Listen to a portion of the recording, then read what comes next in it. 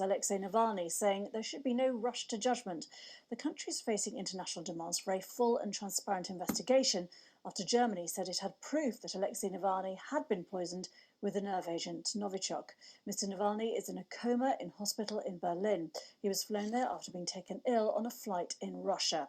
Well, the Conservative MP Tom Tugendhat is chair of the Foreign Affairs Committee in the House of Commons. We can speak to him now. Thank you very much for joining us. The Kremlin are saying, Mr. Tugendhat, that there should be transparency in what evidence Germany has of this Novichok poisoning.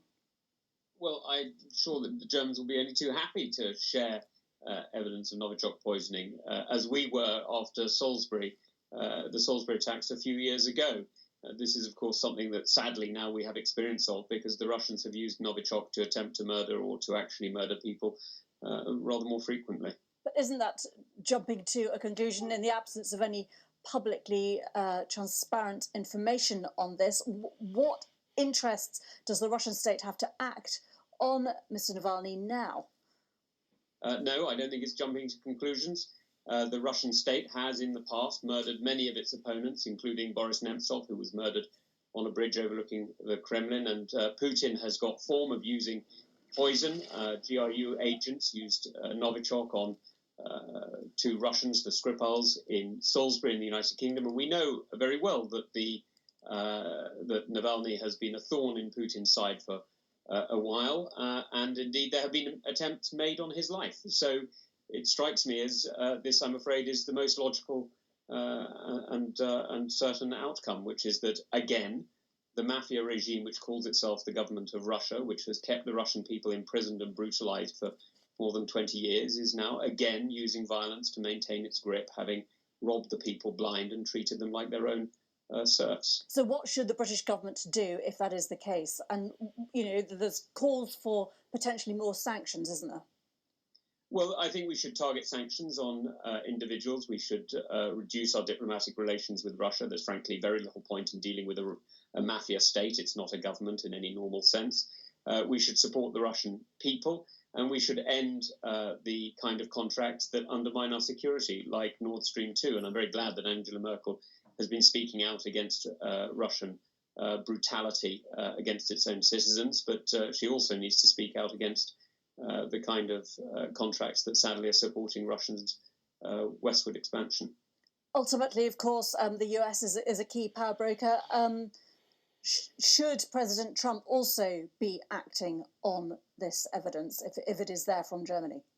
Well, I hope everybody will. And this is one of those moments where I hope that Dominic Raab will be on the phone to our partners around the European Union and around the world to make sure that the kind of Magnitsky sanctions that we're going to use, I hope, targeting Russian individuals, will be used by others. And let's not forget, Magnitsky sanctions are called that because Sergei Magnitsky was an accountant murdered by the Putin regime.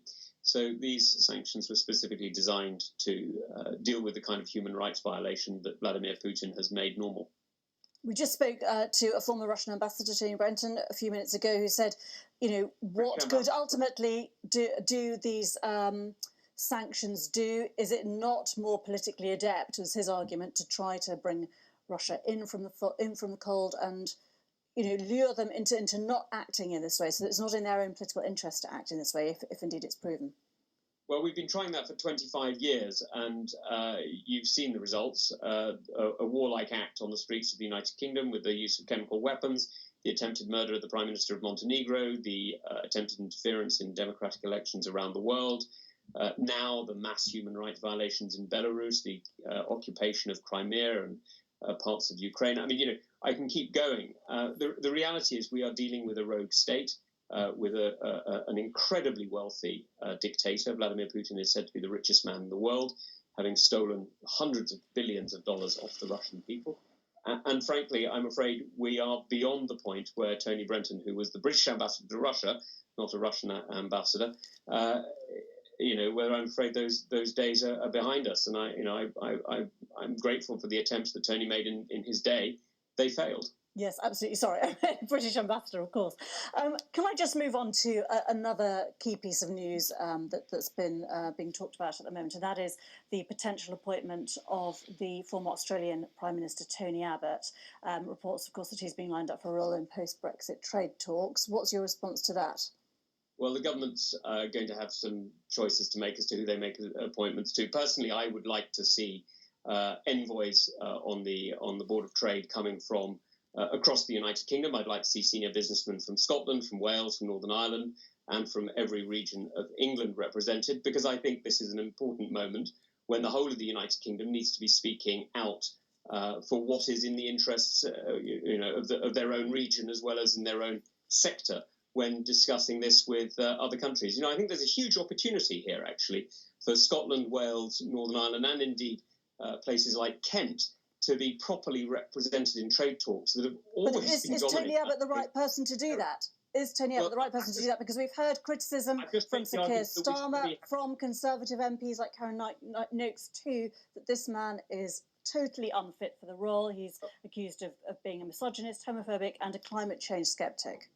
So you've just heard me make an argument which suggests my view pretty clearly, which is that I would like to see people from the United Kingdom representing the regions and nations of the United Kingdom and the sectors of employment of the United Kingdom. I think I've been pretty clear on that, and I would like to see businessmen and politicians and industry leaders from Scotland and Wales and Northern Ireland and the different regions from Cornwall and Kent and wherever else in between, making the case that this isn't simply trade based on a few narrow industries, but actually based on the huge strength that the United Kingdom brings as a developed and, in fact, multifaceted economy. So will Tony Abbott have your support if he is appointed? Well, it's not for me to support or oppose. The government can do what it likes, but I've just told you what I want. I want to see representatives from the whole of the United Kingdom, and so I think I've made that pretty clear. And you, okay, all right, we'll have to leave it there. We're out of time. Thanks very much indeed, Tom Tugendhat MP. Thank you very much. Thank you. Now, a new case